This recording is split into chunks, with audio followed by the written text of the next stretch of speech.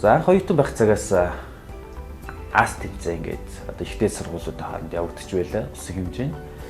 За энэ хүү тэмцээн маань нэг талаар мэрэгжлийн одоо татвар олимпиад гэж нэрлэгддэг байсан юм аа. Тэгээд энэ үед Монгол такс компани маань ивентэд оролцдог байсан. Маань одоо юу гэдгийг тухайн тэмцээний шугамар анх одоо энэ хамт олонтойгоо холбогдож байсан түүх бий. За эргээд ботход ямар аз завшаанаар энэ зөвлөгчлийн салбарт ялангуяа Монгол такс хамт олонтойгоо ажлын гаргаа эхэлсэн бэ гэж боддог. Яагаад гэвэл зөвлөгчлийн салбарт одоо мэдлэг мэдээлэл одоо ямар нэг ур чадвар маш олон баялаг кейсийг нэг цэгээс одоо олж авах бүрэн боломжийг олгож байдаг. Ийм учраас одоо Монгол таксыг ажлын байр гэхээс илүүтэйгээр дахин нэг томоохон ихтэй сургуулийг төгссөн одоо мэдрэмжийг бол өөртөө бий болгосон байдаг юм аа. Тэгээд эргээд утгад бол юу гэж боддог гэвэл ихтэй сургууль гэж бол боддог доо тийм.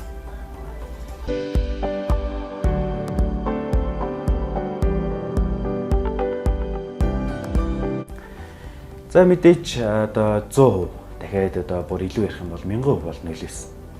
Ажил хугацаанд олж авсан сурч мэдсэн мэдлэг одоо ур чадвар бол хаач ямар ч газар гологдохгүй илүү давуу талыг бий болгож одоо ирдэг. Энэ маань миний хувьд бол одоо үнэхээр одоо үнцэнтэй баялаг байдаг юм аа.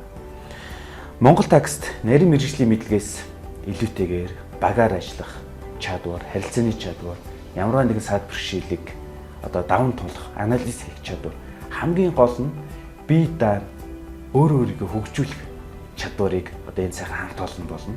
Тонлон багшаасаа суралцсан байдаг. Цаашдаач суралцж байгаа.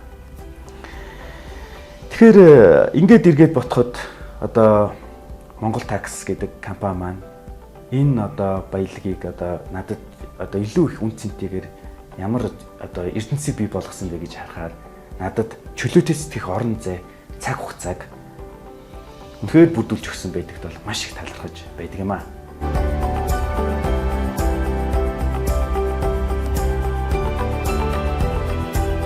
Ингээд Монгол таксийн хамт олонд 15 жилийн ой мэндийг хүргэе. Цаашдын ажил хөдөлмөрт нь өндөр амжилтыг хүсье.